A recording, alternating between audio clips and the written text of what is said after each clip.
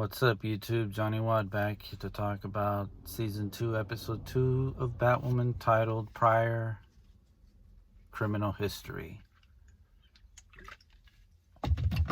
First, I did enjoy the episode. I'm loving the sense of urgency that this new season is bringing, because, they have to. Sophia is going to come at some point, and there's going to be a war coming, and they need to prepare. Last season we kind of didn't have that sense of urgency. So this season I'm glad they're doing that. And 2 episodes in, I'm enjoying it so far. So I'm gonna continue with it. And then so far it's shaping up better than season 1. So it has that going for it. And to jump into it, the interview in the beginning of the episode, I understand why they did it, since Kate is missing, presumed dead, but, we'll see how that plays out in the course of the season. Jacob questioning his daughter, Mary.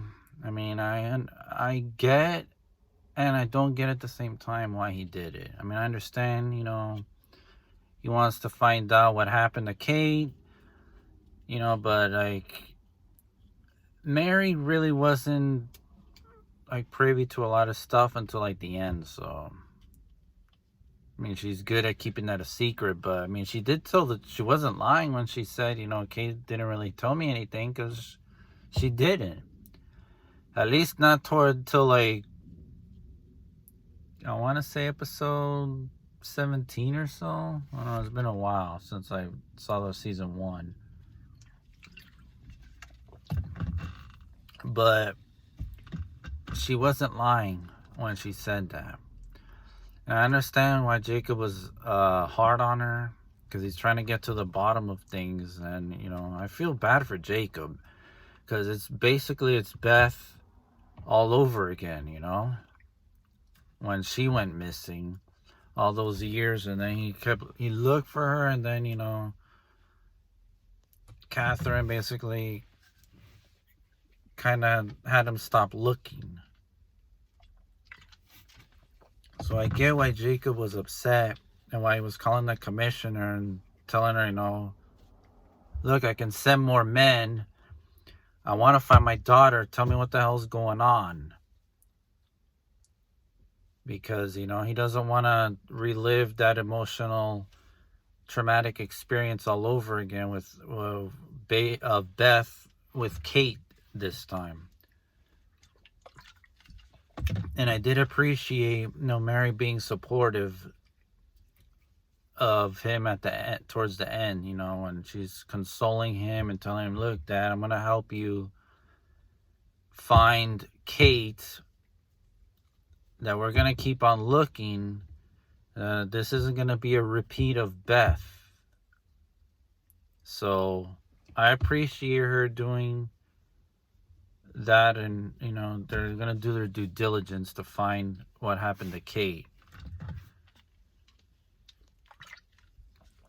And it is kind of a reversal of the many Arms of Death arc, because I know in that story it was Beth who was kidnapped, but in this one it's Kate. So we'll see what they're gonna do with it, because if I remember right, it was Kate who went to Coriana to rescue Beth. So I wonder how that's gonna play out in the show, since we know it's not gonna be 100%, because they wouldn't really do it 100% like the show. The show like the comics. So we'll see how that plays out in this season. Alice attacking Julia in the van. Well, I understand why Alice is desperate. She doesn't have Kate anymore, And they had that little back and forth dynamic going on, sisterly dynamic between them. But now that Kate's not there, she's kind of like unhinged a little bit. Even though she was unhinged before, but she was more unhinged now. And I know Julia was telling the truth when she's like, "Oh, you're getting desperate for help." But Alice was right in telling Julia, you know, you should be scared of Sophia, even though Julia said, "I'm not afraid of her," but she really should be. Sophia is a crazy ass person. I mean, just look at what she's been doing so far. No, we haven't even seen her yet, but like, she got some power to her. So, and you know, Sophie in the interrogation with Luke, to go back to the other point, the interview point, I mean, I get Luke being secretive and all that, because obviously he was never going to tell anybody, you know, Kate was Batwoman and all that. But, like, who wants Kate dead, bro? It's Gotham. Who wouldn't want her dead, you know? Gotham City is like full of criminals and, like, corrupt government officials. So it's like, who would want to harm her? It's like, bro, take your pick. I think the Crows would be at the top of the list, though. I mean, I think Luke or Mary said it, you know? Like, they really had it out for her from the very first day. So, you know, it is what it is. The bat attack plan that Alice had was kind of genius, I guess. I mean, compared to her other plans, that actually almost worked. Like, it could have worked, but, you know, Ryan kind of complicated things a little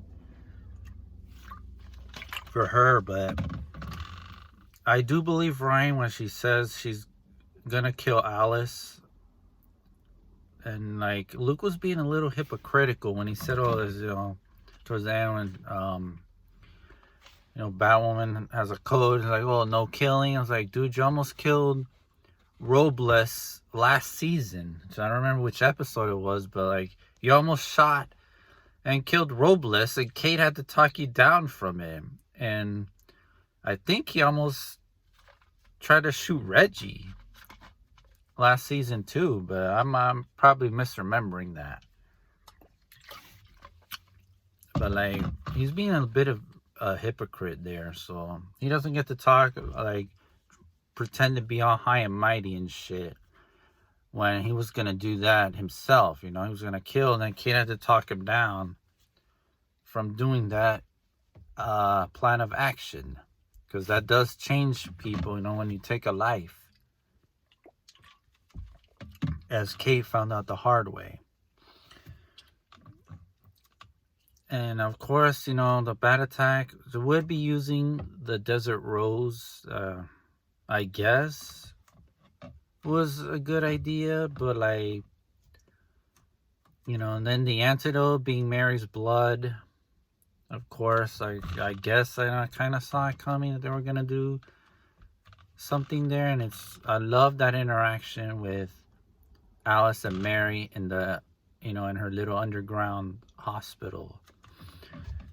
You know, I want to see more of that kind of dynamic this season. Hopefully we see more, because them two together is very good. I like their interactions, you know, they play well off each other, so it's nice. I want to see more, so I hope we get it.